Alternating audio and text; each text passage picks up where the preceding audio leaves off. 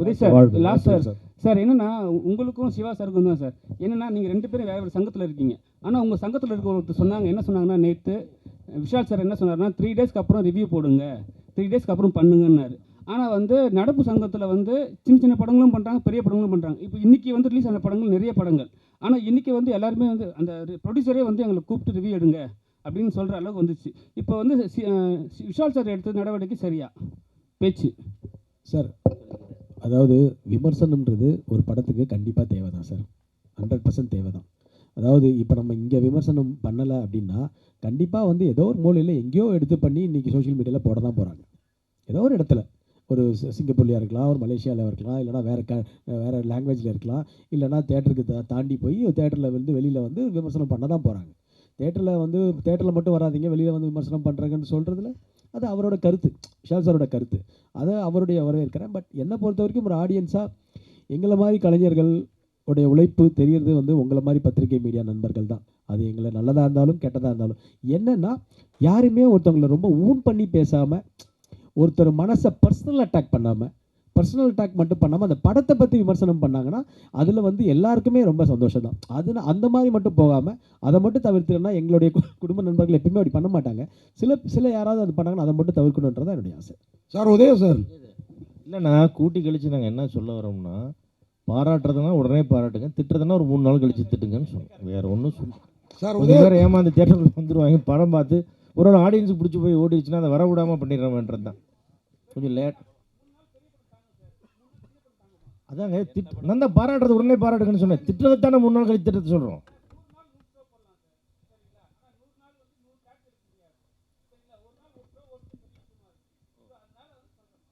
அதான் சொல்கிறேங்க, அந்த ஒரு ஷோ ஓடுறதையும் திட்டி விட்டு அதை கெடுத்து விட்றாதீங்க, திட்டத்தை 3 நாள் கழிச்சு திட்டுங்கன்னு சொல்கிறோம். அதான் மேட்ரு. திருப்பி ஓடுறதே ஒரு ஷோ தான், அது நீங்கள் ஓடுற ஓட்டில் அதுக்கு வர மாட்டேங்கிறான், நான் என்ன பண்ணுறது சார்? இது வரைக்கும் நடந்த ஈவெண்ட்லேயும் எல்லா ஈவெண்ட்டும் நீங்கள் பார்த்துருப்பீங்க. யோகி பாபா சார் வந்து யாருமே வந்து குறை சொல்லாமல் போனதே கிடையாது. ஆனால் இந்த மேடை மட்டும்தான் அவர் வந்து வாழ்த்தி பேசியிருக்காங்க. என்ன காரணம் சார்? உண்மையை சொன்னேன் சார். ஏன்னா என்னென்னா இப்போ வந்து பார்த்தீங்கன்னா ஒரு ப்ரொமோஷன் எல்லாத ஒரு குறை சொல்லிட்டு போவாங்க, சரிங்களா? இங்கே வந்து நீங்கள் தான் சொன்னீங்க, வாழ்த்தினே இருக்கீங்க ரொம்ப நேரமாக.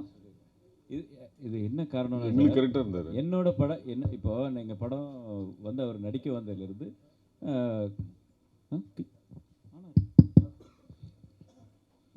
நடிக்க வந்ததுலேருந்து எங்களுக்கு முடிச்சு கொடுத்தது வரைக்கும் அவ்வளோ சப்போர்ட்டிவாக எங்களோட நல்ல ஃப்ரெண்ட்லியாக ட்ராவல் பண்ணனால நான் அந்த உண்மையை தான் சொன்னேன். இல்லாத ஒரு விஷயத்தை நம்ம சொல்ல முடியாது இல்லையா? மற்றவங்களுக்கு என்ன நடந்துச்சுன்னு எனக்கு தெரியாது. பட் இருந்தாலும் ஒரு சிலர் அது என்ன ஏதுன்னே தெரியாமல் பேசுகிறாங்க. இப்போ எப்படின்னா, இப்போ நம்ம படம் எடுத்தோம், அவரை பற்றி தெரிஞ்சிச்சு. அதே மாதிரி அப்படி எடுத்தவங்க யாராவது சொன்னால் கூட உண்மையிலே அது ஓகேன்னு சொல்லலாம். அந்த மாதிரி ட்ராவல் பண்ணாமையே அந்த படத்தை எடுக்காமையே அவங்க பல பேர் சொல்கிற குற்றச்சாட்டு வந்து அது ஏற்றுக்க முடியாத விஷயமா இருக்குது. அவ்வளோதான். அஜ்மல் சார், ஒரே ஒரு நீங்கள் கேள்விக்கு ஒரு சின்ன விளக்கம். யோகி பாபு எப்படின்னா, நிறைய பேருக்கு ஃப்ரெண்ட்லியாக அரை நாள் ஒரு நாள் வந்து நடிச்சு கொடுத்துட்டு போயிடுறாரு. ரொம்ப குறைஞ்ச சம்பளத்துக்கோ சில பேர்த்துக்கு இல்லாமையோ எல்லாம் ரொம்ப பெருந்தன்மையாக பண்ணிடுறாரு. இதுக்கப்புறம் என்ன பண்ணுறாங்கன்னா, அதை மிஸ்யூஸ் பண்ணி மொத்தமாக அவருடைய போஸ்டர் பெருசாக போட்டு யோகி பாபு நடிக்கணும்னு போட்டுடுறாங்க. அதுதான் அவர் நிறைய இடத்துல வந்து கொஞ்சம் கண்டிச்சுக்கிட்டு கொஞ்சம் பிரச்சனையாச்சு. ஏன்னா அது அவரே நடித்த படமாட்ட ஆடியன்ஸ் வரும்போது ஒரு சீனில் வந்துட்டு போவார். அதனால் அந்த வகையில் சின்ன படங்களுக்கு நிறைய கோஆப்ரேட் பண்ணுறாரு. நான் அனுபவத்தில் நான் பார்த்து சொல்கிறேன். சின்ன ஒரு அரை நாள் ஒரு நாள்லாம் பெரிய கண்டிஷன்ஸ்லாம் நடிச்சு கொடுத்துட்டு போகிறார். அந்த வகையில் நிச்சயமாக பாராட்டுக்குரியவர் தான். பிரச்சனை எதுவும் இது வரைக்கும் எங்களுக்கு கம்ப்ளைண்ட்டாக கால் ஷீட்டாவோ சம்பளமாவோ இது வரைக்கும் எதுவுமே எங்களுக்கு வந்ததில்லை. தேங்க்யூ. அஜ்மல் சார் பார்த்தீங்கன்னா, டைரக்டர்கிட்ட வந்து இப்போ அவர் ஏதாவது ஒரு டைலாக்ஸ் இவர் சொல்லும்போது அவர் இல்லை இதை நான் போடுறேன், நீங்கள் அதை போடுங்க அப்படிலாம் சொல்லவே மாட்டார். சார் நீங்கள் சொன்னது வருதா, ஓகேவா அப்படின்னு தான் அந்த இதுலேயே ட்ராவல் பண்ணும்போது ஒவ்வொரு விஷயமும் அவர் அப்படி தான், இது புதுசாக ஒருத்தர் வந்து நடிக்கிற மாதிரி தான் பண்ணியிருக்காரு. ஸோ அந்த உண்மையை தான் நான் சொன்னேன். அஜ்மல் சார் ஒரு நிமிஷம் இருங்க, மைக் தரேன், இன்னொரு மைக் கொடுங்க. அஜ்மல் சார், ஆக்சுவலாக கொஞ்ச நேரத்துக்கு முன்னாடி இப்போ பேசும்போது சொன்னீங்க, அஞ்சாதே படமும் கோ படம் பண்ணும் போதும் எனக்கு பாசிட்டிவ் எனர்ஜி இருந்ததுன்னு சொன்னீங்க. நடுவில் கோட் நடிச்சிங்களே, ஏன் பாசிட்டிவ் எனர்ஜி கிடைக்கலையா? நிறைய கிடச்சிச்சு. இல்லை அது வந்து நான் ஒரு குட்டி கேரக்டராக பண்ணியிருக்கோம். இது முழுசாக கேரக்டராக பண்ணியிருக்கேன் இந்த படத்தில். ஸோ அதனால் அதை பற்றி பேசுகிறேன். அது எனக்கு வந்து இண்டிவிஜுவலாக எனக்கு வந்து ரொம்ப பிடிச்ச படங்கள். அஞ்சாதையும் சரி, கோவும் சரி. ஆமாம், ஹீரோவை பண்ணனால அது வந்து விஜய் சாருக்காக, வெங்கட் பிரபு சாருக்காக பண்ண படம். அதனால தான் அப்படி பேசினேன். சிவனா சிவனா வாரம் 10 படம் வருது. ஏற்கனவே விஷால் சார் பீரியட் இருந்தப்ப ரிலீஸ் ரெகுலேஷன் கொண்டு வந்தாங்க. அப்போ உதயா சாருக்கு தெரியும். இப்போ அந்த ரிலீஸ் ரெகுலேஷன் வந்துச்சுன்னா தயாரிப்புக்கு வந்து உதவியாக இருக்கும். ஏன் அதை வந்து எல்லா சங்கமும் சேர்த்து செஞ்சா என்ன? ஏன்னா இப்போ வந்து செய்யறதுக்கு நாங்கள் ரெடி, மீதியை பண்ணிடுற உதயான்னு தான் பார்க்கணும்.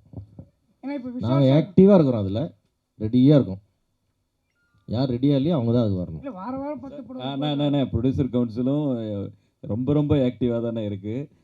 இதோட விஷயங்கள் வந்து இங்கே பேசுகிற இல்லை. ஏன்னா இங்கே எல்லாம் வந்து இல்லை பேசுறீங்க. உண்மை இல்லை என்னன்னா இங்கே எல்லாம் வந்து இங்கே தான் பேசுறீங்க. 10 படம் வருதுன்றீங்க. பட் நீங்கள் அங்கே ப்ரொடியூசர் கவுன்சில் ஈஸி மெம்பராக இருக்கிறதால ஏன் அதை பேசி ஒரு முடிவு கொண்டு வர மாட்டேங்கிறீங்க? இல்லைண்ணா, அது ஒவ்வொரு நிகழ்வும் அங்கே நடந்துக்கிட்டே இருக்குது. ஆக்சுவலாக எல்லாமே அங்கே நடக்கிற விஷயங்களில் மீட்டிங்கில் நடக்கிறதெல்லாம் வந்து வெளியே பேசக்கூடாது, சொல்லக்கூடாதுங்கிறது ஒரு உங்களுக்கே தெரியும். அது ஒரு நாம்ஸ் இருக்குது. அது வந்து அங்கே தான். பட் நடைமுறைக்கு ஒவ்வொரு விஷயம் வரும்போது தான் அது வந்து இது யார் பண்ணாங்க இது பண்ணாங்க உங்களுக்கு தெரிய வரும். அந்த மாதிரி நிகழ்வுகள் நடந்தா இருக்குது. வெளியே பேசுகிறவங்க பேசிட்டு தான் இருப்பாங்க. அதுக்கு நாங்கள் பதில் சொல்லவே முடியாது. ஏன்னா நிறைய சிரமம் எல்லாருமே எடுத்துகிட்டு இருக்காங்க. நான் சாரம் மட்டும் சொல்ல, எல்லாருமே எடுத்துகிட்டு இருக்காங்க. இதில் வந்து நீங்கள் நாங்கள் அப்படின்ட்டுலாம் ஒன்றும் இல்லை. பாகுபாடு எங்களுக்குள்ளே யாருக்கிட்டையும் இல்லை. அது வெளியே வந்து எப்படின்னா அந்த மாதிரி இருந்தால் தான் கொஞ்சம் நல்லாயிருக்கும்னு நினைக்கிறவங்களுக்கெல்லாம் அது வந்து கண்டிப்பாக அது மூஞ்சில் அடித்த மாதிரியான நிகழ்வுகள் வரும். ஏன்னா நல்லது நடக்கும் கண்டிப்பாக சார். ப்ரொடியூசர்ஸுகளுக்கு நல்லது நடக்கும். இல்லை அது இல்லை பதில் தான். இண்டஸ்ட்ரி ஒற்றுமையாக இருந்தால் தான் அந்த ரிலீஸ் ரிலேஷனை கொண்டு வர முடியும். இன்றைக்கி இண்டஸ்ட்ரி ஒற்றுமையாக இல்லை, அதுதான் உண்மை. சீக்கிரம் ஒற்றுமை ஆகிடும். சார் உதயா சார், ஒரு கேள்வி. இது இப்போ நிறைய பேன் இண்டியா படங்கள் வருது.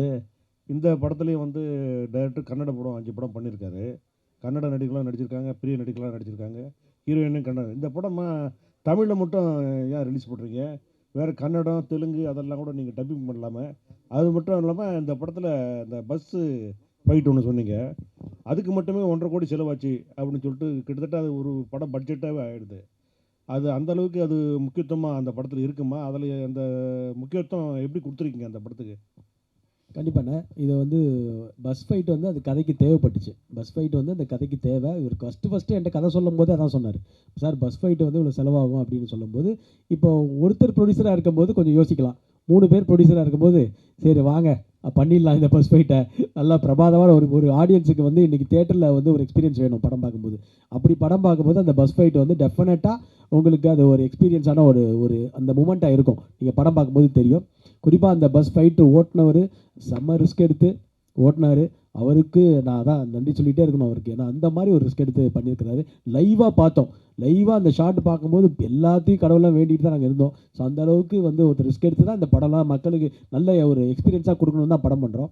அந்த மாதிரி தான் இருக்கும். ஆனால் நீங்கள் கேட்டது வந்து இது வந்து கன்னடத்தில் வந்து ரிலீஸ் ஆகுது, பெங்களூரில் வந்து ரிலீஸ் ஆகுது, பெரிய டிஸ்ட்ரிபியூட்டர் பண்ணுறாங்க. அந்த தமிழில் தான் நம்ம தமிழ் லாங்குவேஜ் தான் ரிலீஸ் ஆகுது. அதே மாதிரி கேரளாவும் ரிலீஸ் ஆகுது, அதுவும் அந்த லாங்குவேஜ் நம்ம தமிழ் லாங்குவேஜ் தான் ரிலீஸ் ஆகுது.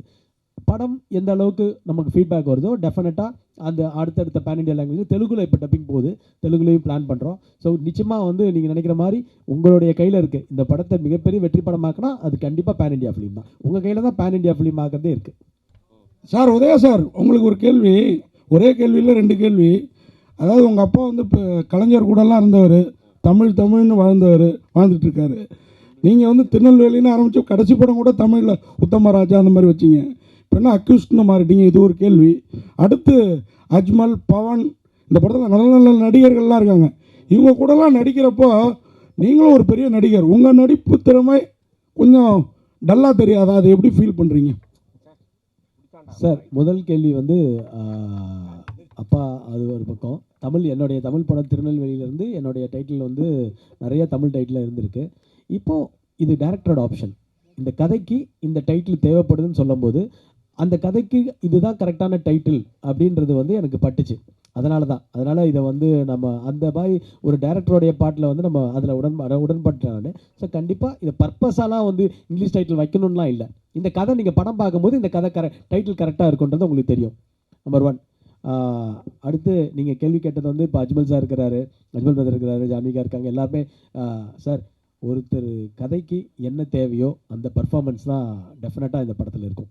கதைக்கு என்ன மீட்டரோ அந்த மீட்டரை கரெக்டாக இப்போ டேரக்டர் வந்து வேலை வாங்கியிருக்காரு. இது நான் மட்டும் இல்லை, இதில் நடித்த எல்லா நடிகர்களாக இருந்தாலும் சரி, எத்தனை நடிகர்கள் நம்ம ஃப்ரேமில் இருந்தாலும் நம்ம ஒரு ஆர்டிஸ்ட்டாக கண்டிப்பாக நம்மளால் ப்ரூவ் பண்ண முடியும், அந்த கேரக்டருக்கு என்னால் ஜஸ்டிஸ் பண்ண முடியும். நம்பி தான் அது டேரக்டரும் நம்மளுக்கு அந்த வாய்ப்பு கொடுக்குறாரு. நம்மளும் அதை நம்பி ஏதாவது ஓரளவுக்கு கண்டிப்பாக ஒரு 100% இல்லைனாலும் ஒரு 90% பண்ண முடியுன்ற நம்பிக்கை நமக்கு அதில் வருது. ஸோ அதனால் எத்தனை இன்றைக்கி வந்து மல்டி ஹீரோஸ் தான் படம் பண்ணணும்.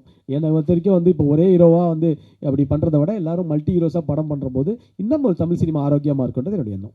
மியூசிக் டைரக்டர் நரேன் பாலகுமார்ஜி, நம்ம படம் வந்து எக்கோ, அதுக்கு முன்னாடி அதுக்கப்புறம் நிழற்குடை எல்லாமே ஒரு டிஃப்ரெண்ட்டான மியூசிக் கொடுக்குறீங்க. ஆனால் தொடர்ந்து படங்கள் பண்ணுற மாதிரி தெரியல. டாம் டூம்னு அடிக்கிறவங்கலாம் தொடர்ந்து பண்ணுறாங்க. நீங்கள் மெலோடியும் சரி, இந்த மாதிரி பேக்ரவுண்ட் மியூசிக்கும் சரி பிரமாதமாக கொடுக்குறீங்க. என்ன காரணம்? செலக்ட் பண்ணி பண்ணுறீங்களா இல்லை வரலையா? சூஸியாக பண்ணுறேன் சார். நான் ரொம்ப சூஸியாக பண்ணுறேன் ஸ்கிரிப்ட் கேட்டு. அந்த இருக்கா Udhaya, sorry I been waiting for this moment. Udhaya, நீங்கள் வந்து எனக்கு உங்களோட hallmark your personality. Failures have never deterred you. Thank you sir. Like a phoenix from the ashes, every time you come up. எங்களோட விஷஸ் என்றைக்குமே இருக்குது உங்களுக்கு. Thank you sir. Thank you sir. And accused வந்து நீங்கள் இந்த லுங்கி மடிச்சினது, you are always a open hearted person. இது உங்களோட லைஃப்பில் மைல்கன் மூவியாக கண்டிப்பாக இருக்கும். அந்த பர்சனல் விஷஸ். அப்புறம் நிக்கில் முருகன் நீங்கள் ப்ரைஸ் பண்ண எனக்கு ஆச்சரியமே கிடையாது. 95லேருந்தே அவரோட துடிப்பை பார்க்குறேன், இதே துடிப்பை. அரும்பு மீசையில் இருந்தார், நல்லா வளர்ந்துருக்கார். அவர்கிட்ட எனக்கு என்ன பிடிச்சதுன்னா, அவர் படங்கள் மட்டும் ஜெயிக்கணும் இல்லை, எல்லா பிஆர்ஓ படங்களும் ஜெயிக்கணும் மனதார விரும்பக்கூடிய மனுஷன். அந்த மாதிரி ஒரு ரேர் பர்சன், நல்லா தெரிஞ்சதுனா நான் சொல்கிறேன். அப்புறம் வந்து அவன் personal wishes, I am turning 70 on August. என்னோட birthday wishes to the whole unit. Thank you so much sir. Thank you sir. Lovely wishes sir. Thank you sir. Director sir, சமீப காலமாக பார்த்துருப்பீங்க, காவல்துறையை பற்றி பேடாக தான் போயிட்டுருக்கு. இந்த படத்தில் அக்யூஸ்டு போலீஸை காப்பாற்றுதா இல்லை போலீஸ் அக்யூஸ்டை காப்பாற்றுதா? இது நான் வந்து இந்த